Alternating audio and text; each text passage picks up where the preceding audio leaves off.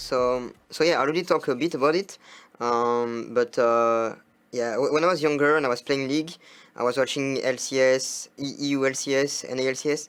At that period of time, it was actually like not the best years of my life, because yeah, I broke some bone because of my disease. I went to school, I was a bit bullied too. So yeah, I mean, yeah, my PC was like my escape, obviously. And I saw a documentary about Bjergsen, his career, and how he went from being like a kid to like play and be really, really good on the big stage. So yeah, I got really inspired by that. Just seeing him like as an unquart kid that got a bit bullied at school, and seeing that he could perform and he could make a living out of the game, it was really, really inspiring for me. And yeah, of course, I want to have the same career. And a big reason for that is that so I can motivate people, inspire people, that they can live their dream. If they put the work, they can do, you know, I mean, it's a bit cliche, you know, but yeah, if one or two kids with like a disease or mind disease or even another disease just gets motivated, gets happier thanks to that, I'm just really happy, you know. Hello and welcome back to the LCS and the State Farm Analyst Desk. From all those years ago, being inspired by Bjergsen to try and go pro, and here he is, toucouille, many years later on the LCS stage, making waves and a name for himself at the very least. And just real quickly, as you see on the bottom of our screens, please check out the full article by Nick Tracy, because that's where we actually found that little tidbit or that story, and we're able to go kind of tack onto it with toucouille. But this guy has shown up in a big way in just this first year that he's been in the LCS RS. Yeah, he's been smashing it. And the fact that he was able to pick up All-Pro in his first split here, and when he was in the LFL, of course, be an MVP in his spring split, there is a lot to be inspired about just from his play alone. And so it's just nice to see that the team around him is also flourishing. That the team itself, like this late in the split, I guess week 6, are able to really not just be the team fight powerhouses that we knew them in spring, but also their laning phase. toucouille's lane doing really well, specifically versus Johnsun when they went up against the C9 in the C9 game. And this game, oh my God, I can't believe I forgot this one. I was like, this game, he hard carried his whole team with these flicks. No setup really available for anyone. There's no lockdown CC on his team. And so he was hitting these totally with no setup and smurfed for the team. And I think there's probably a lot of people watching inspired by his play right now. Yeah, I was gonna say, like, when we talk about inspiration from being a pro player and also just a general person, like, I think it was really cool to hear him talk about how he was like, hey, if someone this good dealt with that in their past, like, now I want to be the inspiration for another group of kids. They can see me and see me up there succeeding, and both his in-game performance and just out-of-game personality is really great. Talking to all the FlyQuest guys, again, it seems like their team environment is really, really good. From talking to Afro yesterday, too. I know he shouted out Philip as someone who's just apparently hilarious that they added just the split. So I mean, you brought in the big environment. You know, the team environment is, I mean, it's only going to improve from there. You know what I'm saying? Right? Flourishing. Thank you for that. That little alley-oop on that one.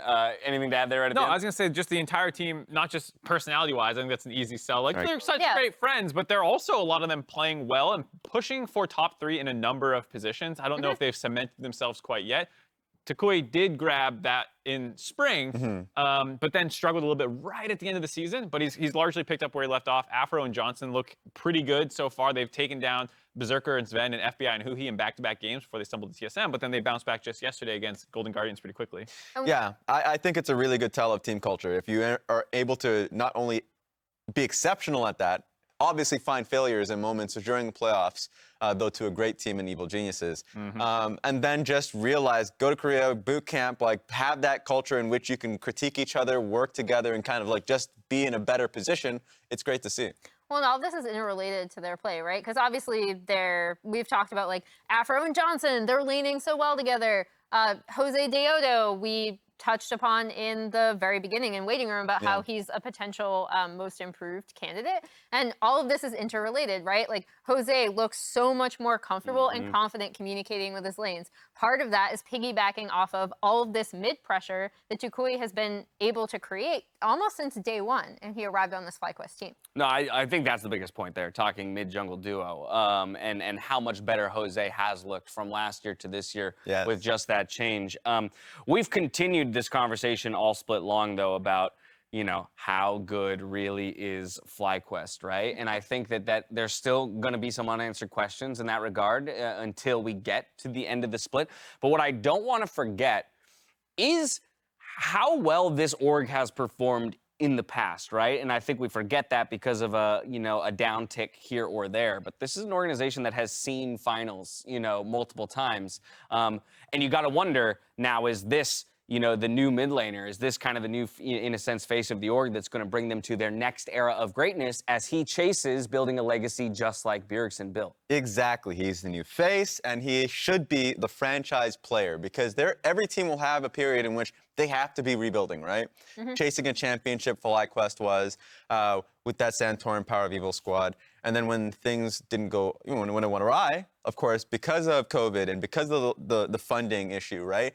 They needed to be able to rebuild. And the fact that toucouille fell into their laps, so individually talented, a prospect that I don't feel like a lot of people were really recognizing, and also just promise, and the big reason why he's there is the promise of being able to invest in his development, and he's able to be here for that reason. And I think that's a big reason for Dignitas. River needs to get into mid lane and stop this dude from popping off. True. River and Blue have both had moments where they individually played really well, but their 2v2 synergy sometimes leaves a little bit to be desired, and I think this is an important game to have it on point because toucouille, as we've seen, can take over if you let him. Yeah, we've obviously been far more FlyQuest focused in this preview of the matchup. A lot of that is because we got our first look at Spawn yesterday for Dignitas, talked about him in waiting room. We think he played well, but we're still waiting and wanting for more out of Dignitas, and then we'll be able to evaluate on the FlyQuest side. Let's see if they can keep that momentum rolling as we toss it back over to Flowers and to Azael for the call. Thank you so much, Dash, and welcome back, everybody, for our final game of the weekend here on this lovely Sunday evening. We got Dig and FlyQuest going head-to-head. Where's the bench? When does it stop being afternoon and become evening? This is actually a really good question. And that's all I can think about. Judge people based on their answer to this. There's like an acceptable window. It's 4:22. I would not have said that was the evening. Wait, 4:22? Is that what? Yeah. Well, we got to consider the East Coast viewers. We got to take an average. Okay. 4 o'clock is definitely afternoon. Yeah. But like, because you said it's the evening. I'm talking to my parents, bro. They're in Ohio. Okay. All right. 7 o'clock. Time zones is cheating. 7 o'clock. We're in LA. No, yes. I'm talking to my parents, dude. Sorry, Mom and Dad. Isaac's trying to make an argument out of this. Anyway, so we have 7 o'clock is definitely evening. I think that's 100% agreeable, right? Like 100% of the time, that's 7 o'clock. Evening. Is that not nighttime? Well, no, 7 o'clock is definitely still evening. Okay. I think the earliest that you can claim nighttime is 8. Okay. Okay. Yeah. I feel like evening, the earliest you can call is like 5. Right. I think that 4 is guaranteed afternoon. Yeah, okay. 5 is the earliest you can do. We're on the same page. I was thinking we might have had a problem. If you were going to be a 4 o'clock is the evening. No, 4 o'clock's not evening, but I'm just trying to be considerate of the East Coast viewers and like the people that are still watching from Europe. It's like 2 o'clock in the morning or whatever. I'm just trying to be a little bit less egregiously wrong. Okay. So I'm trying to have. I'm trying to somewhere, right? Make a global product, Isaac. That's what I'm trying to do. Okay. I appreciate you. Yeah, I'm just looking out for everybody. Okay, let's see what we got. We got Talia, Zeri, Seraphine, Poppy, Silas, Gnar. Okay, so no Poppy or no Gnar this game. We've been seeing, honestly, quite a lot of both of those champions. So things are going to change up here a little bit in this one. Or maybe they won't change up that much. Azir's been pretty popular, too. Absolutely. Blue has been pretty good on the Azir as well. I think, as has been his most played champion. It's the only champion that I think they actually got a win on this split, if I'm recalling correctly. No, they have 2 wins. So we'll see how he's going to be able to perform, but has had some big moments on it for sure. Well, what's FlyQuest going to answer with? Let's see. Come on, give me something spicy here, FlyQuest. I mean, toucouille has been playing really, really well, but he's not really like super spicy. I mean, I do think that the Talia yesterday was pretty cool. Ahri is much more aggressive, and generally when you see Ahri come through, a team is going to draft something more mid-gamey than like full scale. Right. So I'm already kind of interested in seeing what FlyQuest will actually pair with this. Vi would be very aggressive. If you want to go Vi Ahri, you are really looking for pretty heavily playing towards a pick comp. if we're looking to dive deep, it is one of those things that you can get guaranteed access in onto the Azir. Viego, though, of course, much more middle of the road, more standard. We get so many Viegos in competitive play around the world because it is a pretty good farmer. It scales well, it skirmishes well. It's just kind of like everything. Yeah, he's just kind of all around pretty strong. He's one of those champions that I feel like it's sort of like Gnar in top lane or Orianna in mid lane. He works in a lot of different compositions, works in a lot of different situations. He can play early, he can scale. He's just sort of, he's always there. All right, back on the other side, though. Does Dig want to go full send on this scaling attitude? Well, the Aphelios locked in says, yeah, buddy. Absolutely. And now we have to see, are they going to actually match jungle picks here? Are they going to draft full bot lane and try to have that sort of a discrepancy? Gonna be interesting to see also, you know, Gamsu has mostly been playing just kind of weak side, you know, playing more of those scaling picks, trying to survive on his own. Has had a pretty diverse set of champions though that he's willing to play, you know, Shyvana, Mord, he's had some AP Gragas, and then a lot of the staples like the Sejuani, the GP, the Gnar. Lee Sin coming through here though for River is gonna be interesting to watch. River, of course, has not yet played Lee Sin this split. Did he play it last split is actually what I'm curious about now. I'm trying to remember if he played it last split. Career-wise, it's actually his most played, but throughout all of this year, he did play it actually 5 times in spring and did not get a win on it. So a little bit rough, but pretty much honestly, almost all their wins were just from Jarvan. You know, they were really dominating on that pick. River had some incredible early games. You know, 9 games played across this year on the Jarvan. Almost 78% win rate is pretty crazy. Yeah, and then you're looking down, like second most played is Lee Sin, 0-5. Third most played, you know, is the Xin Zhao, 1-4. You know, Dignitas obviously has not been picking up very many wins.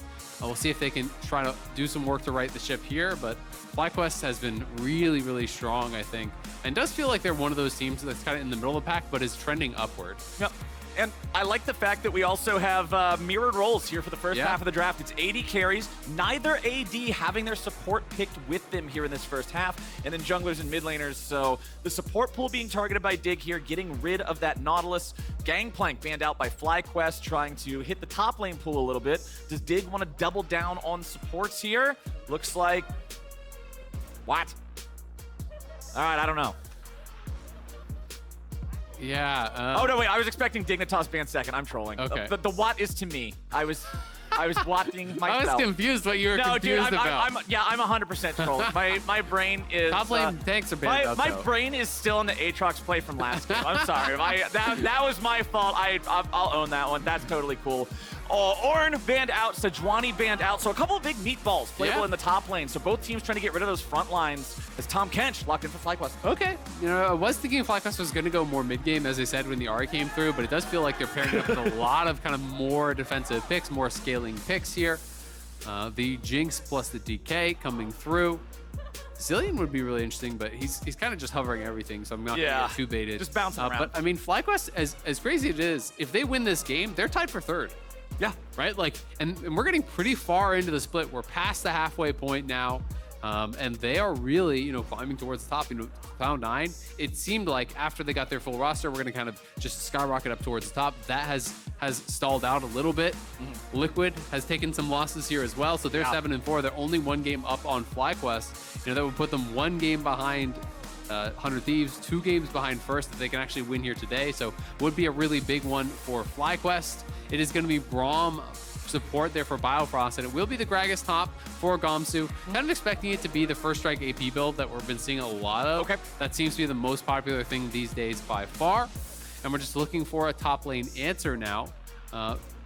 Gwen would definitely work. I mean, they have a lot of physical damage. Feels like it fits pretty well and can also team fight. Yeah. Fiora is much more kind of like hard commit, I feel like, to the split push. You can join the team, but Gwen has a lot of an easier time doing that. So pretty well-rounded composition here. Feels like a little bit of splash of kind of early game with the Ahri.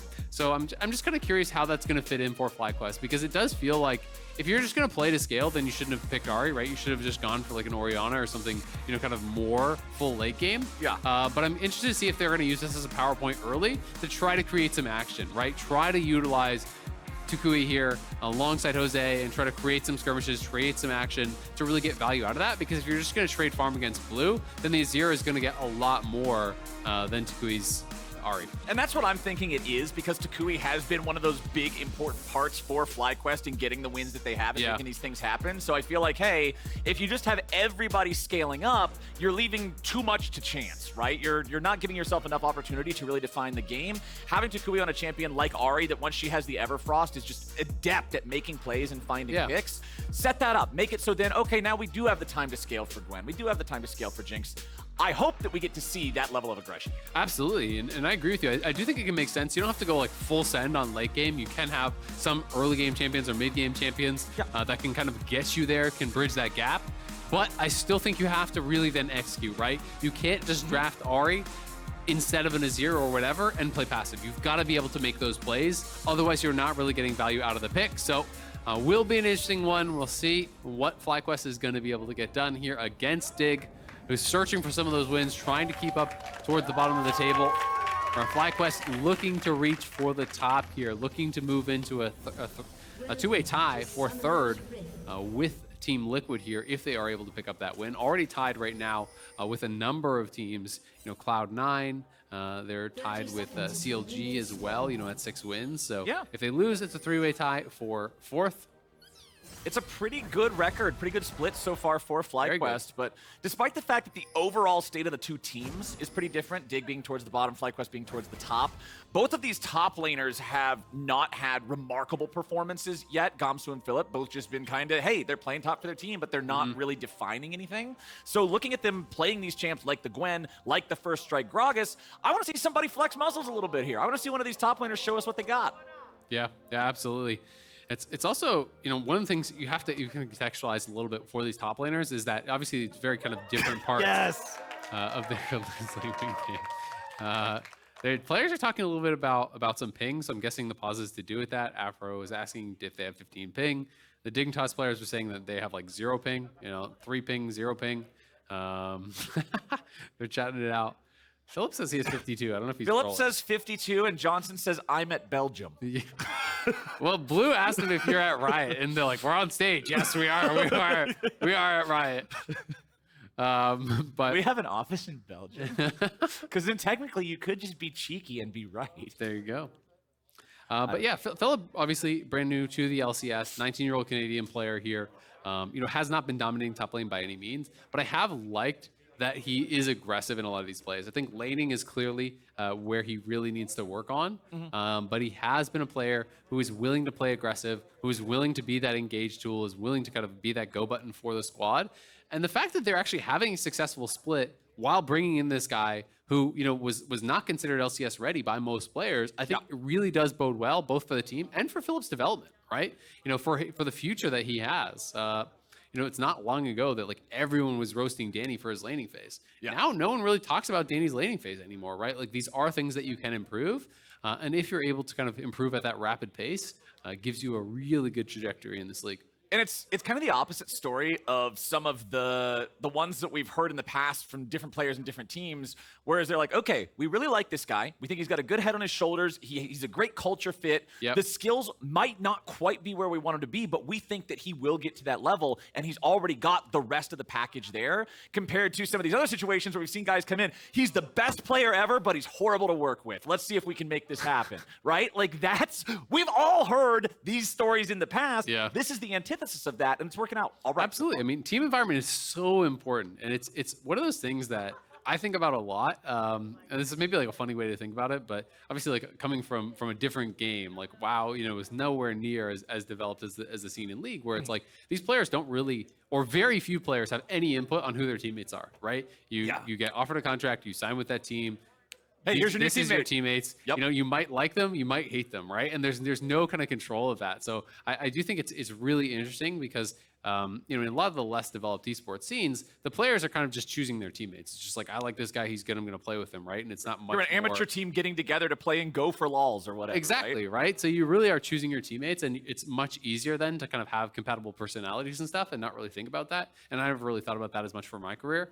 But now, you know, coming into the LoL scene and watching this, it's like, it seems so difficult, right? If you're paired with someone that you hate, or you really don't get along with. Oh man, this guy again. And it's like you have got to, like, it's like your whole life. You're practicing with this person, you're VOD reviewing with this person, you're eating with this person, you're doing content with this person. So it is so important. And it is one of those things that I think can be really undervalued when people don't think it through. It's like, just think about the person that you dislike the most, and that is now your teammate. Like, how well is that going to work? Most people are going to say it's not going to work that well. It's not going to be a great experience. Team environment is really important, and it's not something that can be underrated. So teams that do actually go that extra mile, and I think teams are getting better at it these days, slowly but surely, to actually trying to see if their players are compatible and like do they kind of like get along, do they have a similar vibe to the rest of the team. Yeah, it's something that can be really easily overlooked, but is super important because a lot of times when you see a super team and it doesn't work out, there's a reason for it. It's because the players aren't getting along. They're all used to kind of being the boss of the team.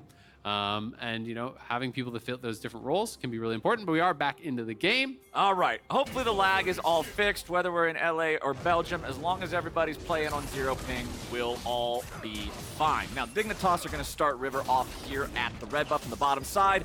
FlyQuest going to start Josedeodo off at his own blue. So both these junglers will be pathing from bot to top, unless we just get any wild level 2 ganks after one camp like we saw in the previous game, but that doesn't look to be the case. No, definitely doesn't. And there's not the greatest gank assist really in any of the lanes. No, so. Tahm Kench can lick. Yeah, I mean, oh boy. You look at mid, you look at bot, you're probably not going too crazy here.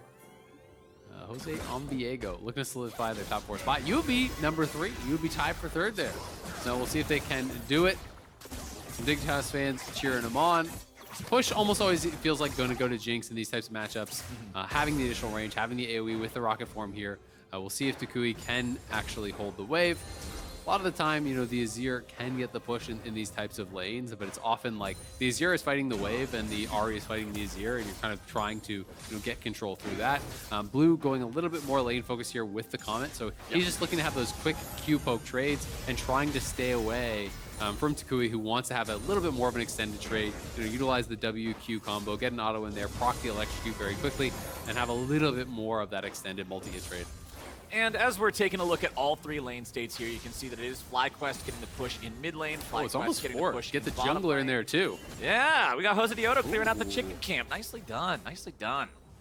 All right, but again, nothing too crazy happening right now. FlyQuest just trying to get that control there in the lanes, achieving that in 2 out of 3 lanes, top really being that only one where Dignitas still has more minions left. Yep, but Gamsu is in a bit of trouble, right? He's low on health, he's low on mana, and he needs to actually reset that wave. And they know junglers are pathing bot towards top, so that is an awkward spot. You know, when you are a top laner and you're getting around gank time, you know, gank clock is right past 3 minutes generally, so Gamsu gonna have to be careful. Of course, Gragas does have really good sustain in the kit, but he still needs to be able to actually get this pushed in, reset that wave. And if he doesn't, there's potential for Philip to maybe hold a bit of a freeze here, and that's gonna be pretty awkward for Gamsu. And you saw the consequence of Gamsu being out of mana and Blue not having control over his lane there, while the 2 junglers were both in the top side river looking at that Scuttle Crab spawn. It was Josedeodo that was confident to just kill it, take it, smite it as soon as it spawns. Whereas if River tried to contest that, okay, Ahri and Gwen are going to come over and affect this fight much more. Yeah, absolutely. And Jose, they know that he's going to be doing top Scuttle. They know he would be up towards his Krugs. So Gamsu now going to have to back off. There's enough minions there that you're going to deny a lot. You know, when this next wave comes in here from Dignitas' side, that's going to deny pretty much the entire wave from FlyQuest. So, you know, Gamsu is going to have to base, TP back, try to unfreeze that wave. But we know Lee Sin is bot side. He's recalling on Krugs right now. So very likely River would have to path straight towards top, try to cover this. You can unfreeze it by yourself, but you're kind of just flipping a coin on if the jungler's going to wait around, right? Because if the jungler waits around and you try to unfreeze it by yourself, then you just die, and your game is actually over because they push in the wave, you have no TP, and then you just want ult the worst feeling of top lane. You're in the long lane, you use the resource to try to alleviate that massive hike back, and you just get beat up anyway. It's when you TP back and die immediately as top laner, there's no worse feeling. Like, if the other top laner is competent, your game is done. You just hope your team carries you at that point because you're so down at XP, you're so down in gold. There's just like, there's no getting out of that situation. But we are back into the game here in just a second. It looks like there was a quick little audio issue, but they have solved it. Nice. So we are unpausing. Thankfully, he has that ward. Did the ward expire before Jose left? Does he actually know?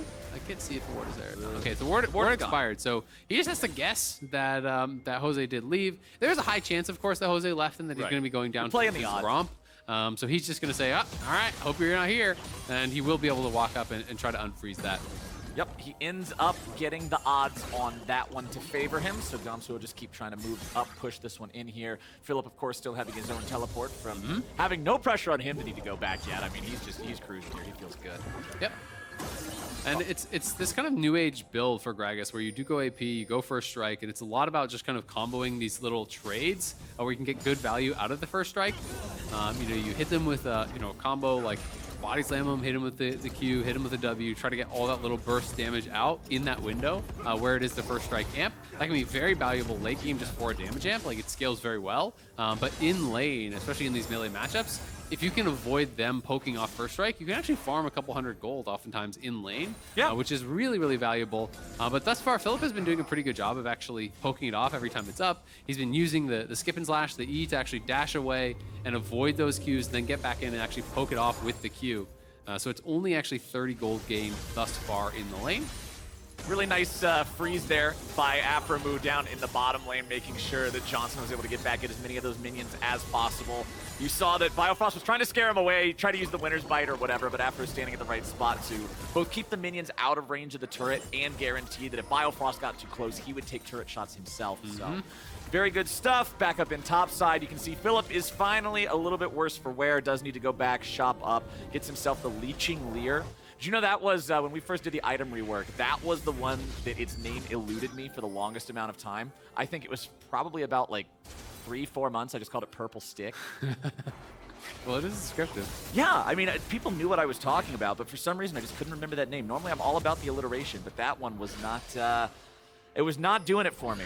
You know, I still don't know the names of any, the Ornn items. The Ornn items that got changed, I didn't learn any of their names. The only one I know is the Eclipse evolution, which is Syzygy.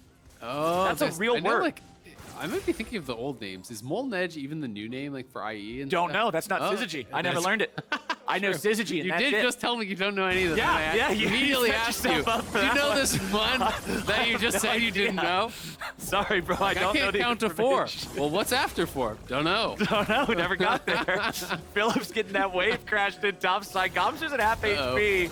Here comes toucouille. There's that Ahri that we were talking about that we wanted to see the setup for. Gamsu with a nice bit of an outplay there scares him off. Yeah, that almost would have been able to be a kill. Looked like he tried to body slam flash him. I think he got charmed out of the body slam though. And so that actually interrupts it. You know, because of that interaction. I would love to see that again if we can get a replay, but I'm pretty sure that's what happened, is that the charm actually interrupted the body slam, because if he actually gets the body slam damage on toucouille and stuns him under there, I think he has the 1v2 outplay and actually gets the kill. Still, end of the day, he does survive, was well handled, does have to spend the flash and the ulti, you know, cleared out the wave early with the ult. Is going to be down some farm as a result, but pretty well played by Gamsu. Even had, I don't know, was it yesterday or last week he had an outplay in a 1v2 as well on the Gragas. You know, has been pretty solid at actually handling these dive situations. Yep, you love to see it. Of course, that does mean that he's going to be extra vulnerable now. We'll see if Jose or toucouille finds a way back up there to punish that loss of flash there on the big man in top side. River invading the enemy jungle here, looking to steal away that red on Lee Sin.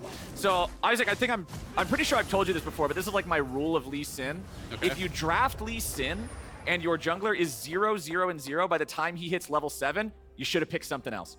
I want to see Lee Sin always do something early. Let's take another look at how this play went. Keep your eyes on the charm. Yeah, I want to see, so he uses the ulti there, body slam, and he tries to flash to redirect. No, it did actually hit him. Excuse me, so it was just like a same time thing, and it slowed down. I did actually land it. You know, I didn't think that he actually was able to get it there in time, so it looked like the charm was just kind of buffered out. Either way, really well played there by Gamsu. Does connect it. Didn't have enough damage to actually get that kill, but well played to survive. toucouille not able to finish him off, but still a good roam, right? And that's kind of what you want to see, you know, from these picks. You want to see them getting active. Something I actually really like, you know, to talk about Lee Sin a bit. You know, you talk about, okay, if you're 0, 0, 0, you should have picked something else basically by level 7. Yeah. I think it was Peter Dunn, EG's coach, who I first heard this from, that I actually really liked. Oh, as Gamsu, no body slam, he is in trouble. See, this is exactly what we were talking about. No body slam, no flash, no way out. First blood, Josedeodo. If you use the body slam aggressively, that is also your escape tool. It's so tough there. toucouille coming in. This is going to be even more for the side of FlyQuest, as Dignitas not only lose their top laner, but they end up leashing the Herald for the other side as well. Yeah, gonna go down there. Not able to finish off the Herald. That sucks. You know, they thought, I think, that Gamsu would be able to hold that top lane at parity, but Jose just ganks a lane. You know, Kobe was talking this actually a lot about this yesterday, I believe. You know, talking about how as a jungler, he feels like it's such a smart way to play the game is to actually gank the lane closest to the objective you're going to do before you do the objective, right? So if you want to go to Herald, gank top to get prio guaranteed there, then you go to Herald, so if you need help, your top laner can come, right? If you want to do Dragon, gank bot, you get prio there. And the same thing kind of applies to how Jose actually did play this out, right? The other team had already started Herald, but he goes top, kills off the top laner. Now Philip can move down, and the enemy team just has to leave, right? So you're going to be able to actually take priority over that. So it is well played. You can see that lane ward actually spotted River out, so Philip wasn't going to do anything crazy in that situation, just going to play it out slowly. So before that fight broke out, you were talking about Lee Sin and Peter Dunn. I really want to hear what the rest of that plan. So I actually really like the way that he described this. And the way that he described Lee Sin is that Lee Sin doesn't actually scale with game time or items. Lee Sin scales with skill, right? And I actually truly believe that because it's like people talk so much about Lee Sin being an early game champion. And I think that's true for most players, right? Even at the pro level. But there are those exceptions to the rule where if you're truly amazing, we're going to have to interrupt that again. Oh, toucouille getting kicked. Oh, no! Missed the Q! toucouille still has no ulti. They still might be able to catch him here. He's running back towards control wards. He's got no help coming. He's heading towards the Dignitas base. Nice charm there onto the Lee Sin. Blue's going to come over the wall. That makes sure that he gets damage in time, so no execution is a possibility. toucouille is still going to die for this. River does pick it up. But look at mid. But it took a lot of extra time, and that just means Josedeodo can shove in this wave. He'll grab the first plate with just his auto attacks. The next, he doesn't stick around long enough to grab the entirety of that third plate, so they'll only get the 2. Still a good play for Dig, you know, gonna be able to get that kill. Jose waiting around. You don't want this, Jose. That was a little bit dicey. But yeah, I mean, it's the idea that like if you are a supreme level Lee Sin player, you don't actually have a fall off point, right? Like you don't have a point where you're no longer useful in the game. You'll always navigate and find that kick angle. Exactly. Because if you can find that, you know, Lee Sin is such an X Factor champion and has such a high ceiling that it's like there's always a way, if you can figure it out, to be able to use someone to ferry with a Q, create extraditions with the ward hop, kick flash, find that. And if you can find that, like you are someone who's the most valuable champion in the game if you can make that happen. So I always thought that was a really kind of clever way to talk about it. Because whilst, you know, generally conventional wisdom says Lee follows off pretty hard, and if you can't find those angles, you do. But there's always the opportunity to make those plays happen. Yeah, I like that description. Good stuff, Peter Dunn. Hell yeah. Yeah. But let's take a look back here at the top side. You can see those waves staying pretty much dead even between these two, 105 to 106 CS. There's that first plate in the top lane. Gamsu going to acquire that one. toucouille's back on the map. Throws out the charm, not finding blue with that one as Josedeodo moves into the enemy jungle. Bottom lane for Dig is very far pushed up, but seeing toucouille and Josedeodo contesting this territory in the enemy jungle should let Spawn and Biofrost know that they would have to be careful about some sort of an approach from the Viego or the Ahri as the mid wave gets shoved in again. 12.5 minutes into the game, Azael, and the gold just dead even between the teams. Dig's doing a good job staying even with FlyQuest. Yeah, they absolutely are, and thus far, at least, the Ahri has not really paid dividends, right? The Ahri has been fine. It's not like toucouille's having a bad game. You know, he did make one roam towards top side that didn't pan out, then got killed off once. But the Azir is going to have a lot of value. You know, Bufo talked a lot about the kind of 3 items spike for Azir. So there's definitely still time for Ahri to really be effective in these games. And you do always have that X factor of the charm. If you can really nail one on one of these carries, you can turn things around. But it's going to be pretty difficult for the Ahri to actually fight through champions like the Braum, which really does a good job of actually rejecting a lot of those aggressive plays. So we'll see how FlyQuest can do here. The first dragon was taken very, very late, so could march towards Soul here if they can grab the second dragon, but there's so little pressure of a Soul coming through that Dignitas is not really going to feel the heat for a long time. Yeah, the lateness of that first dragon is pretty much second dragon timer in a lot of other games, right? Like, we're not going to see this next one up until 16, almost 17 minutes into the game. So 5 minutes is a very long time in a game of League of Legends. It gives you so much more opportunity to hit those spikes, get to those places that you want to be, especially on these champions like the Azir, like the Aphelios, where 3 items really is the name of the game. Mythics coming online across the board for pretty much everybody, and nothing's really too much of a surprise. Aphelios loving the Gale Force for the extra mobility it gives him. Jinx just going for the Kraken Slayer, pure DPS option. And, I mean, you're talking about toucouille and how the Ahri hasn't really resulted in a whole lot of playmaking just yet. FlyQuest will always still have that Jinx win con in their back pocket if she manages to hit 6 items and become the main character of the hit show Arcane and just absolutely turn the game into her own highlight reel. Well, then you still got some problems. Josedeodo might just have some problems of his own here. FlyQuest jungler trying to get out as Philip tries to cover his escape, but Gamsu is in, and that's a kill for Dig. Super Mega Death Rocket not finding the mark. toucouille can't get over there in time to find anything in return either. Nicely done from Dignitas. Yeah, well defended by Dignitas, but I'm gonna be honest, FlyQuest had no business going for that play. Nope. toucouille is mid. You know that Gamsu can come down. You see the other two. At best, Gamsu goes AFK and it's 2v2, but like, of course he's gonna actually roam, right? So it is gonna be a 3v2 if toucouille isn't there. They're posturing very aggressively without vision on the buff, so he couldn't even go for any sort of a smite steal. End up costing him Ghost, ult, and you're gonna lose probably a decent bit of damage on that top lane tower, plus at least a full wave. So, you know, throwing away quite a bit there from a play that they were opting into, trying to take away that blue buff is pretty low value. And you were talking about the stakes of this game at the start, talking about how FlyQuest could be tied for third. The early game, I generally consider early game all the way up to 14 minutes. Once the turret plates are gone, I say, okay, we're firmly in mid game now. So we decided on evening. We've decided on early. All right, look, man, we're talking times, all right? We're talking times, and I'm just saying this does not look like the early game of a third place team so far. FlyQuest has not done what I've wanted to see them do. A little bit of damage over the wall there onto blue, but toucouille cannot find anything more. Johnsun and aphromoo making their way into the mid lane now. Biofrost and River can just back it up. No real threats on either side just yet. Top laners still separated from the rest of the squads, but it's Philip who has started up the second Herald of the game. Remember, they did use that first one in mid. They only managed to grab the 2 plates off of it, so the minimum expectation. Philip doing a good job there. Gwen is immune, and if she wasn't, she would have been dead. Absolutely, but now he has no W for this fight, right? Without that, it's very difficult for Gwen to actually re-enter the fight, and he doesn't quite have his ulti. No, his ulti is back up. He has no Ghost, though. Looks like it's going to be a flip for this. Here we go. The Herald's going to go down. Dignitas grabbing that one. The Everfrost. With a 3-man Everfrost, but Josedeodo's only got 200 HP left. Philip tries to fight. The damage comes through, and FlyQuest just bury him. River tries to pick somebody up, but he can't quite find the cues. The Spectral Maw is coming in. The tongue is going out, and the ace for FlyQuest. A clean ace from FlyQuest. toucouille, I'm sorry for ever doubting the Ahri.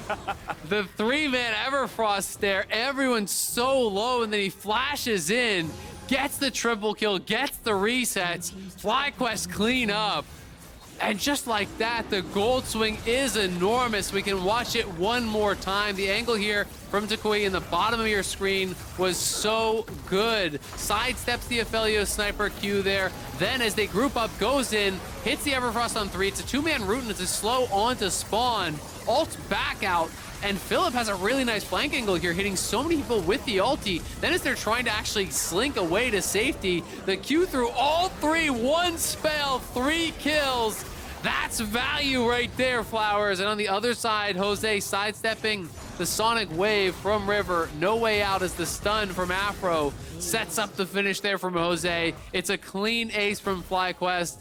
And really, toucouille took over that fight. Him and Philip deserve so much credit. I mean, Philip on the flank, without even his W, got so much damage down, but that Everfrost set so much up, and toucouille able to really punish there. Yeah, those two, the biggest factors in that fight. I also want to give some praises over to aphromoo, who made sure that he used the Devour on Philip after he came in with the big Q to guarantee that there was no counter kill from the side of Dig, and also was there to set up with the stun and guarantee that Josedeodo would grab that kill without losing his own life when they mopped up River as the last part of the ace. Everybody on FlyQuest working together well there for that one. And now they are fully in control. I said the early game didn't live up to my expectations, but the mid game is doing work for the FlyQuest boys. FlyQuest started talking shit. Yep, and they said, you guys better sit down.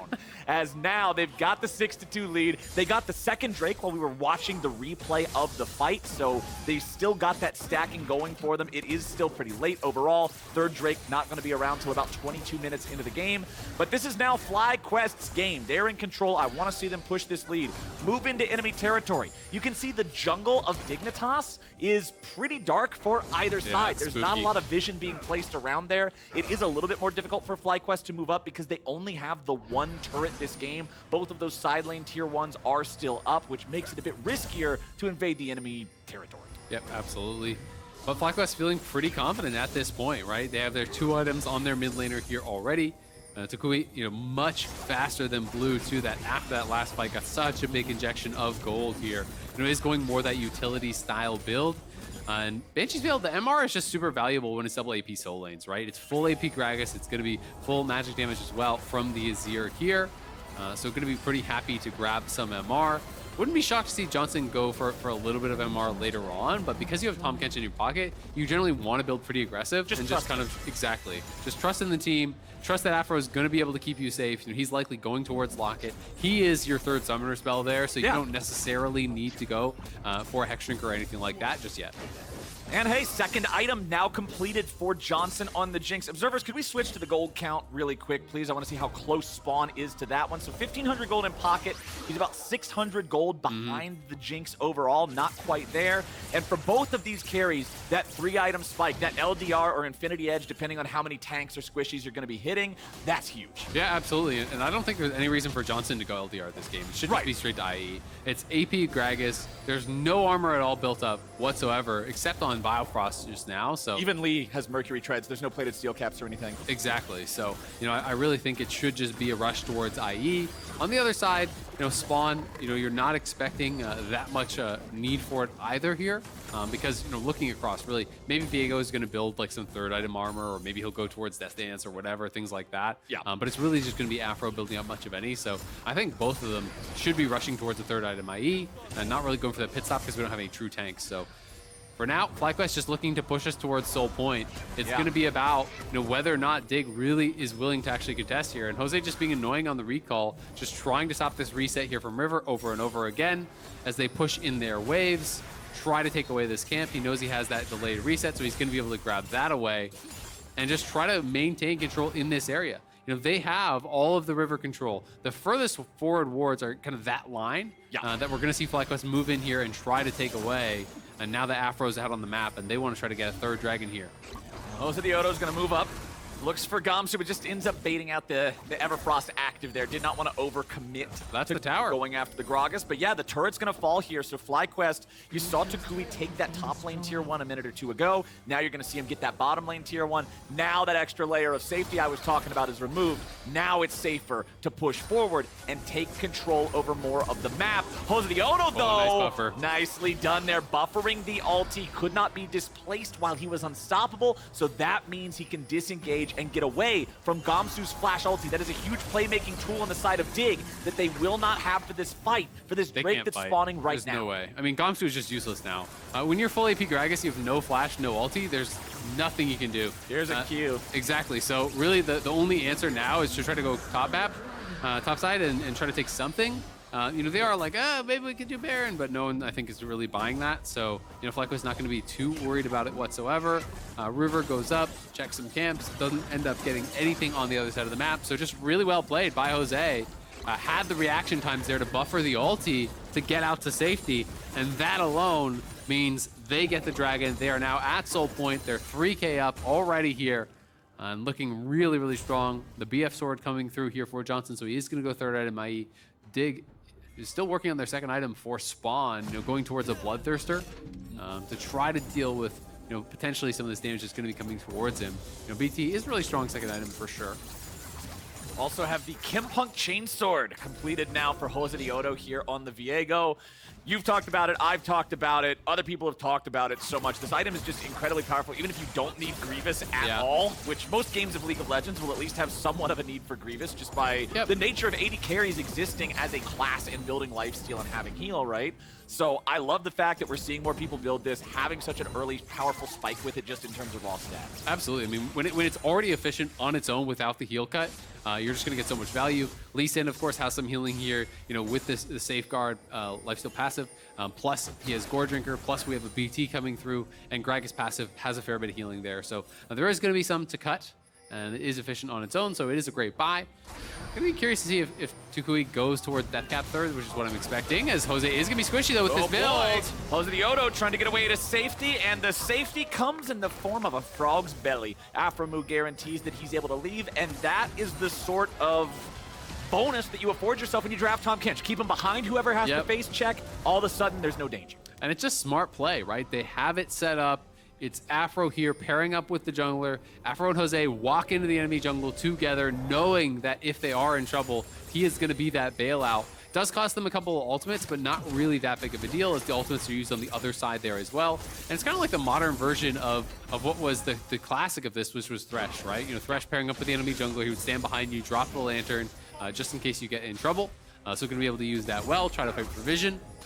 And it's going to be about Dignitas trying to get as strong as they possibly can here before this next dragon. They've got 2.5 minutes until Soul Point, until Soul becomes a reality potentially here for FlyQuest. That is a big, big deal. We've been talking the whole time about how long that it's taking in this game to get to that Drake Soul, but we're finally at that point here as toucouille with another multi-man Everfrost. Philip TP. With a disengage there, getting away from the charm. Biofrost flashed out, Spawn with the heal to give him the extra move speed too. FlyQuest aren't going to find any kills off of that one, but they get the flash from the support, heal from the AD carry. Philip teleporting in for it, ghosting in for it, so it's not like it was free for him. No, pretty expensive actually. I mean, honestly, I think overall you're happy about that for Dig, right? Because that is TP down now for Gwen here, so it means that Gamsu is going to have side lane prio. Gwen cannot actually interrupt Gragas' TP short of just straight up killing him while he's channeling it. Yeah, so you have to be careful now, right? Because you don't necessarily want toucouille here in that side lane answering him. He's kind of your strongest player, so you want him with that 4-man squad. And it does mean anytime Philip looks to answer, you have to be careful now cross map, because Gamsu could look for a TP play of his own. And that's just one of those situations where it just seemed a little bit too ambitious. Maybe it was a poor read on the play where they thought Dignitas was going to kind of opt into it. But Jose now is hunting here, but not going to be able to find anything. Yeah, they just slow him down as he tries to approach. Good Winter's Bite aim there from Biofrost. And even though he doesn't have a flash of his own, as long as he has an ally nearby, you can always jump to them for a little bit of extra safety. It is pro play, so I expect teammates to be able to communicate to each other. Come here so I can jump to you. We've all seen the solo queue games where Braum just clearly needs a buddy to jump to. Just like, what are you doing? Please come here. Hopefully not in pro play. No, I would hope not. While you're sitting beside them, because at that point you can just slap. That's where you get to the point where you have the teammates that you don't get along with that you were talking about earlier. My teammate will not stand on the other side of the wall for me to jump to. Yeah. Well, 30 seconds, buddy. 30 seconds. Well, they're on Baron. Dignitas Forget just that. going they have for Azir Baron. and Aphelios. This could be insta-dead. They are subverting the expectations here. toucouille's rotating over. Vision, Afro, Philip. Okay, FlyQuest is coming in. But are they going to get there in time? No, Dignitas. Awesome play! Reading the situation, saying everybody on FlyQuest is going to be thinking about this upcoming Soul fight. We don't care, take Baron. Yeah, well now, they're going to have to care a little bit, because it is a rush towards Soul, and I don't think that they can actually get on the map. They do have more immediate power, of course, but Soul is that lasting power. Yes, you do get an injection of gold as well from that Baron, but Ocean Soul is going to be tough for them to deal with. But, if you feel like, hey, there's no shot we can actually contest Soul anyway, then this is a great call. And we'll see how much gold they can actually collect with this Baron buff, because they have one of the fastest Baron takes possible here. With Azir plus the white gun Aphelios there, you can crush through that. House of the Dragon Soul, Game of Thrones promo. Hell yeah, August 21st. Tune in, watch that. And make sure you watch whatever happens now, because I expect FlyQuest to use this. Remember that a Soul is going to give you somewhere between around like 4,000 to 5,000 golds worth of combat stats. It's very, very scary. The Grievous Wounds, like you're talking about, there are no Grievous Wounds on the side of Dignitas. Yeah, that's terrifying. Makes Ocean Soul such a mountain to try to get through. Absolutely. As soon as you see someone grab Ocean Soul, you've got to start picking up Healing Cut. To try to deal with that. At the very least, it's pretty squishy teams, right? So, theoretically, you can get a lot of value in these extended fights, and I think in some of those kind of like long extended siege situations and stuff, you can really hang around forever with Ocean Soul, which can become difficult. But at least there's not big tanks, because tanks are the ones that get the guaranteed value out of Ocean Soul. If you're a Dig, you're kind of just telling yourself, all right, we just need to one-shot someone, we'll see if they can do it. Well, Biofrost in some trouble here. Gamsu covering for him, throws a barrel over the wall. Okay, nothing else to really happen here. Braum, even if he walks right into a brush and you end up getting to get the jump on him like that, he's so damn hard to get. Well, and you can see they didn't actually overcommit to it. Philip didn't use his ult. Jose didn't use his ult. So they're saying, all right, just chunk Braum, and that's all we're going to get here. And I actually like that. I like that a lot. Too. I think Braum is the champion that comes to mind for me in terms of bait, man. Yeah, it's the bait champ. Whenever I see everybody throw the kitchen sink at Braum, it tilts me into another dimension. Yep. Because it feels like 4 out of 5 times minimum it goes bad. Absolutely. I mean, even if you use all your ultis and you kill him, then the other team can just opt into this fight, right? They spent everything to kill the Braum, into his E, and he's just so tanky with that. So plus had a stopwatch available, so good restraint there from FlyQuest, but Dignitas pushing here, looking like they want to try to push for this tier 1 mid. Can't get it. Not going to be able to Not get even with a Baron. Yeah. That's not a good sign if you can't take tier 1 mid with a Baron buff. I mean, I think they were really nervous because Blue went top and toucouille left. So I think they were saying, all right, toucouille could be looking for some sort of wraparound. We don't want to get caught here. So they do take down that tier 1 top. I believe they just grabbed that. Now, another item completed there for the Azir. So Death Cap in for Blue. So a massive spike for him. Death Cap is done on the other side for toucouille. The IE is done as well for Johnsun. So there's some really big item completions coming through on both sides. Philip also almost done his Death Cap. So the game is really ramping up. And I do think Ocean Soul is a big advantage. But if Gamsu hits that perfect engage, right? And if you have that full AP Gragas combo landing on someone like Johnsun or toucouille or whoever, follow up from an IE spawn once he has that completed, his Death Cap is here, like you just insta-die and you get no value from it. Right, it's general game theory stuff, right? Like burst beats regeneration. Regeneration, if it's good enough, can beat extended situations and DPS. So let's see if they can hit that burst. Let's see if Gamsu can find that angle. Blue with the Rabadons, being able to follow it up for the powerful burst. Still no Infinity Edge for Spawn. That is a huge difference between these AD carries power points right now, is Johnsun has that 3-item power spike. Spawn's still trying to get there. Yep, just got it right now on the base. So, they are at actually really strong points because FlyQuest Gold Lead pretty much means nothing at this point, right? 3 items for basically everyone that matters now on Dignitas. It is an advantage for FlyQuest, but we'll see if they're really going to try to push it here. They'd love to take kind of non-committal skirmishes where they can get a lot of value. You don't want those 100-0 fights when you are playing with the Ocean Soul. Blue here, though, going to be able to clear this out exceptionally fast. Good shot from Johnsun there, popping the Banshee's Veil of Blue, making it so he is vulnerable to any CC they might be able to fish for. But now aphromoo gobbling up Johnsun, keeping him safe from the attempt there, coming out from Dignitas and Biofrost's ulti. Josedeodo now having to respect that Dignitas is moving back into their own jungle here, wants to try to contest the blue buff, does smite it away, nicely done. Yeah, denying that from Blue can be important in these later stages of the game, especially if you can stay out on the map. You have the Ocean Soul. You're never going to run out of mana. You're never going to run out of health in these long siege situations. You want to try to tax their resources as much as you can to get value out of that soul. And in the 1v1, Philip's going to be having a good time now because the way that Gragas wins in that 1v1 is only by poking down the Gwen. You can't just take a 100-0 fight against the Gwen. You will never win like that as an AP Gragas. And when they have Ocean Soul, you can no longer poke them out whatsoever. So FlyQuest just trying to control this area of the map. The Baron does spawn first in about 50 seconds. 30 seconds after that, the Elder is up. If they can get both those mega buffs, that's their kind of window to try to really close out this game. But it's tough against the wave clear that Dignitas has drafted. You know what I just realized? Dignitas now has 3 players on their roster whose names are places in the game. The River, the Blue, and the Spawn. We need to get Gamsu and Biofrost to name change to like Red and Chicken Pit. Like, Braum. Yes, Braum. Yes, Red and Braum. Dignitas Braum. Yes, just change your name to I would Red cheer and for Braum. Dignitas Braum. That would be badass, man. I actually enjoy the fact that Spawn fits the name scheme that Blue and River have brought us here. We're going to have to reprise that skit that we did. We can remake it. Yeah, we can do We can do go it. deeper. Yeah, there's always a more extreme version. We can always make it more dumb. That's something that I've learned. I pride myself on being able to make anything more dumb than it currently is. We have built a career. It's our brand. Well, let's see if FlyQuest can rush down this Baron. Dignitas is in a bit of a tough spot now because they have to go up here. They can't just allow this to get away for free, but it's such a risk. It's not actually dying that fast, though, because they are just kind of two-manning it right now. Gwen is not on it. They are going to try to get in. toucouille with another good multi-man Everfrost, just keeping him out. There goes the Baron. The first one went over to Dig uncontested. The second will go the way of FlyQuest, the same. But the problem is, Elder now. FlyQuest now has this Baron as the Elder has spawned. Dignitas are going to move into the bottom river, so they have priority over the area. But this fight's going to mean a lot. aphromoo losing half HP right there. Nice poke from Dig, trying to wear him down a little bit. Thick Skin's going to regenerate about half of that.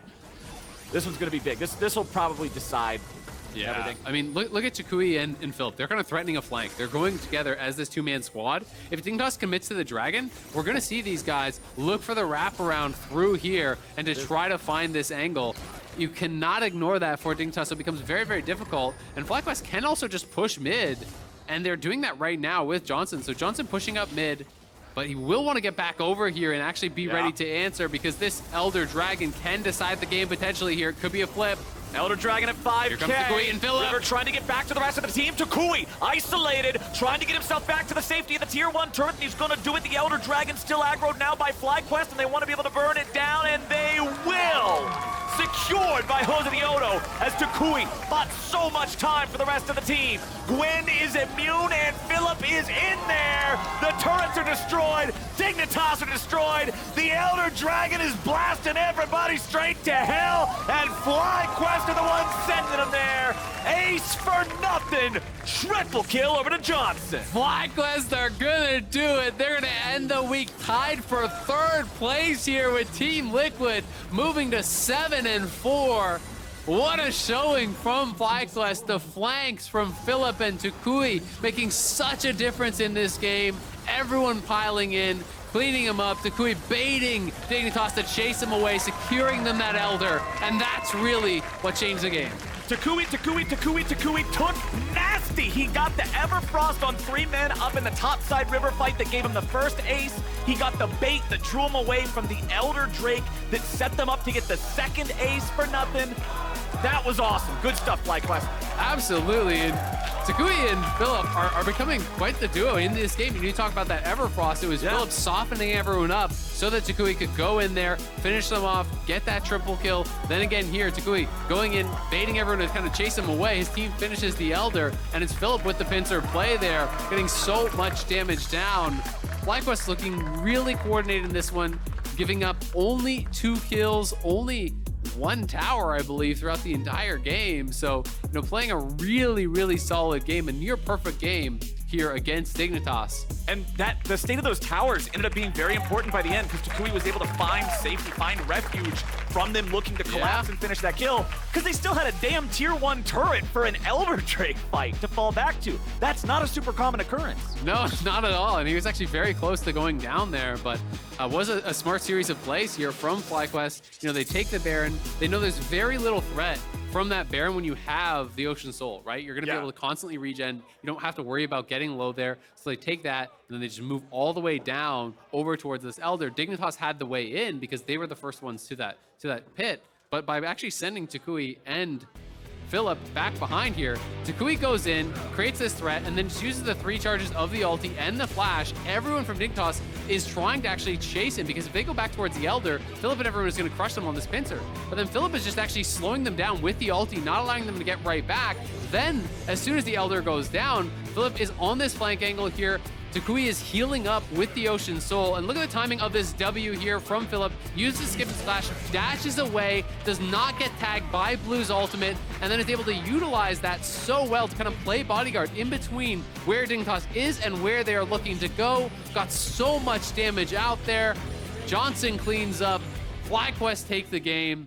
And it was a really well-played one. Yeah, that was just a beautiful sequence from FlyQuest. Everybody doing their job. You got Johnsun, you got aphromoo staying together with the jungler, saying, hey, let's get the objective. The plan was not there from Dig. They were trying to make the call, okay, go for toucouille. Oh, no, we abandoned the Elder. Oh, we got to get back there. And then as soon as that Elder is armed, it's just the Jinx rocket is the go button. They fire that one off. Boom, they're softened up. Gwen comes around. Snip. We didn't even plan that. That just worked. We're doing a Pastrytime and toucouille now for our Verizon post-game interview. Let's do it. Let's do it, indeed. Thank you very much, Captain Fells. Great cast on the day. I'm here with now the 3rd place mid laner here in the LCS. You guys are in 3rd. How's it feel? Hey, I'm good. I'm glad to be here. Glad to be interviewed by you. Yeah, we won. You won? Seems pretty casual. Was it a pretty straightforward game? No, honestly, the game was not the best we played. We won. It was really slow though. But yeah, a lot of things to review for sure. But I'm glad we won. Just in general, kind of looking at your gameplay over the weekend, it seems like you're really dialed in right now, especially on these control majors. How do you feel about your play right now? Yeah, I think I'm playing pretty well. The team is doing actually pretty well. We have 5-1 the last few weeks. We just lost to TSM because like we're just boosted, you know. But yeah, I think I'm pretty confident in my play. I like the champion at our meta, and yeah, it's going well. Yeah. What do you like about the meta? I like that you can play different style, and the scaling is kinda gone because Corki is gone, so it's one less pick for scaling. And I like it more because then I'm allowed to play more aggressive pick, snowball with the team, learn the team play, which I think is really important to be a good player. For sure. Is there anything that's changed recently for FlyQuest or maybe in the past few weeks that you feel like has kind of led to this little 5-1 streak you guys are on? I mean, yeah, maybe the only thing that changed is that we have a meme that is called Hakuna Matata. Is that every time we overthink a draft, something, our coach comes and is like, hey guys, Hakuna Matata. And yeah. That's perfect. All right, last question. Big weekend here, 2-0 for FlyQuest. Big weekend coming up. Your opponents are C9 and EG. Thoughts on that matchup, especially your mid lane opponents? Obviously, Johnsun and Jojo, pretty good as far as their lane goes. The next week is going to be really interesting for us. Yeah, hopefully we take the 2-0. I think Johnsun and Jojo are both pretty good mid. And yeah, I'm just excited to face them and see how well I can do against them. Yeah, excited to see it. Please don't ban Talia. That's my only ask, because that was pretty good yesterday. Toucouille, thank you so much for hanging out. All right, we are almost done for the day. Before we go, though, we're going to throw it back to the State Farm analyst desk. Hey, what's up, everyone? Welcome back to the State Farm Analyst Desk, breaking down the day as FlyQuest picks up yet another victory. Looking good. It is an expected victory, though. I think that's one thing, is we'll couch maybe some of our excitement around whether or not this team really is finding that top-level form that's going to push the likes of an EG, 100 Thieves, TL, things like that. But they're getting the wins in the places where we expect them to, and typically consistency is the thing that we target the most when we're looking to define a team as either in the top echelon or just below it. I mean, for me, I was going to say the conversation's dead. They're in the top half of the league. They beat 100 Thieves, they beat C9, they're beating everyone that they should be beating. People around them are dropping games. Team Liquid dropped a game. Like, no one except EG, you could argue, felt untouchable, and even they dropped a game today.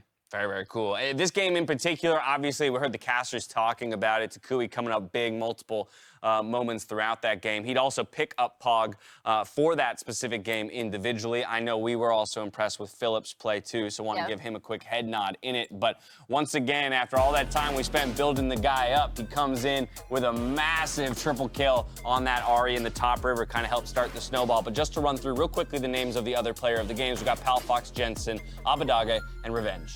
That was the most beautiful triple kill. Like, that's soul cleansing. Like, I feel like my skin is smoother just watching. Ooh! I know, right? Every morning, Raz's new morning routine, cup of coffee and rewatching that play. Rewatching that play. Like, the fact that the return on that orb. That's not where I thought you were going to go. I thought you were going to be like, sure, there are a lot of mid laners. I was going to go in that direction. I was going to. I'm going to bring up another mid, though. Like, on top of toucouille obviously having, and then yesterday having a phenomenal Talia performance as well. He's had a great week. Abadaga. Huge. You know, he heard you guys talking shit. Baker Daga. It's been really, really cool to see him. I guess, like, the most maligned thing in the early weeks was his early laning phase. I think he was always still really good at creating, like, space in team fights and being able to either pick people off on the Ahri, you know, come in and do damage. But it's been awesome to see him just come out and have, like, a really good week. I'm glad the toucouille investment storyline paid off where, you know, we built a lot of hype up around him. He has another great game. Palafox blew up our storyline. We were like, we're going to have Bwipo on because they're probably going to beat CLG. And then, you know, it's like we have this whole plan of having Bwipo on, and Palafox is like, no, you're talking about me now. I'm getting player of the game. FLICKR popped off. That's a great call, too. And honestly, multiple mid laners, which I only bring up because it feels like, I know, right? But it feels like in spring, a lot of our discussion was around how, like, the mid lane pool didn't necessarily seem like the strongest comparatively to, you know, other years in the LCS. But I find that this split, this summer split, we're talking more about mid laners than we were just a few months ago. Yeah, I think the mid lane pool naturally got stronger. because a lot of the new players that came in, of course, developed and got better. So in this case, particularly, Palafox, toucouille. I mean, Palafox was there in FlyQuest last split, but I think he individually got better regardless. toucouille and JoJo for sure leveled up.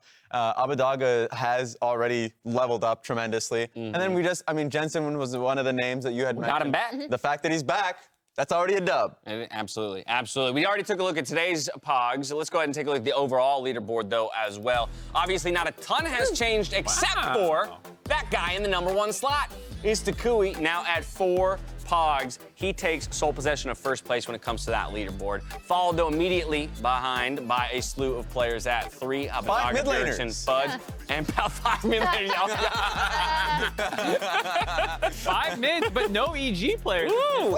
It's been spread around a lot for them between Danny, Inspired, JoJo, I think. That's true, but that's interesting because EG's had 3 Player of the Weeks, right? And they've got 2 with Inspired, but Inspired's not. Yeah, you're right. On the individual Pog leaderboard. It's so interesting to see our most dominant forgettable team. player. I guess it speaks to why they are one of the most dominant teams in the league. MasterCard Player of the Week, though, everybody wants to know who it'll be. But if you've been paying attention to the last 2 graphics, you would have known already. toucouille, the boy, the big environment, coming up big for the squad this week.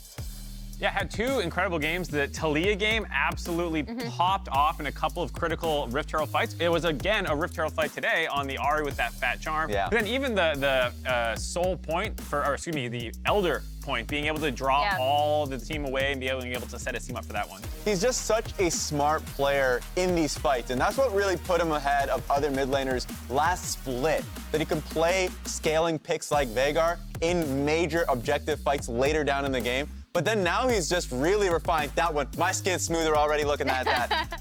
But earlier in the games, I feel like he just takes over in early laning phases. Before closes on Raz's Just face like this. every time he watches them. Beautiful. Strengths. Now I'm just wondering, like, do some plays give you pimples? Like, before you That's one of them. That's one of them acne plays. Yeah, new acne plays. But Jest in particular, I feel like he has gotten so much better at the early laning phase, and then just seeing how he works with his team. Excellent. So the Taliyah game yesterday was awesome. The Ahri game today was great. So I'm sure it'll only get better for this team. Yeah, I was gonna say, and this was a really crucial point, right? Because we were a little bit concerned. We're like, Dignitas kind of outscales maybe. Yeah. Like they might have some issues outside of like a Miracle Jinx team fight, and this was like, in my opinion, the game changer for FlyQuest. Yeah. That's what gave them control. You keep pulling plays off like that, toucouille. You keep putting up numbers like you have been. I don't think it'll be long till you forge the kind of legacy that Bjergsen has, exactly as you dream to do. Let's pull up our Samsung SSD Fast 5 for this week. We track 5 different categories, 5 different statistics across all 5 positions. Top laners, the man Bwipo, first 100 CS. He's up there. This time around, Jose, though, still the man in the jungle to beat when it comes to getting to level 6.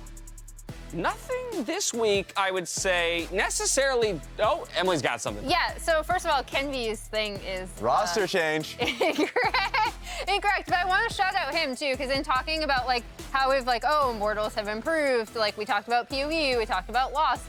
Today we talked about Revenge and him having a phenomenal Aatrox game. I think another kind of underrated thing is that Kenvy seems a lot more comfortable communicating with his lanes, which is really, really important, right? Because we were like, okay, you need to make that shift from being like super hyper carry jungler and then, helping the rest of your team facilitate things. And I think since the break, not just this week, but since the break, he's looked a lot more comfortable and confident. And on that same note of Immortals, Revenge is second on that list.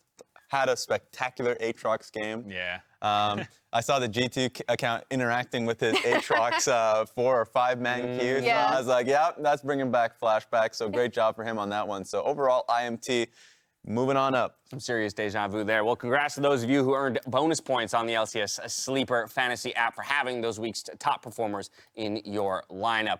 It's the end of the day, so we pull up the standings to see where the league sits. Once again, Evil Geniuses still up there in first place, but after taking a loss today, their lead has shrunk to only 1 win ahead of that 100 Thieves squad. FlyQuest moving themselves up into a tie for third alongside Team Liquid Honda before we get to CLG and Cloud9 in a tie for that top 5. Golden Guardians, Immortals Progressive, TSM, and Dignitas round out our standings. Schedule for next week, though, is going to be that FlyQuest squad trying to take on Cloud9 to kick off the day. They've already been taking names across the league. Can they do one better by taking down Cloud9 before Dignitas goes up against 100 Thieves? Third game of the day, Sports Team Liquid Honda versus TSM, before we move on to Golden Guardians versus CLG and close things out with Immortals Progressive versus Evil Geniuses. Game 1, I want to see the revenge out of Berserker and Sven. They have been hit or miss in the laning phase, and that was one of those games where they just kind of got torn apart by Afro and Johnsun, and you got to think they want their revenge.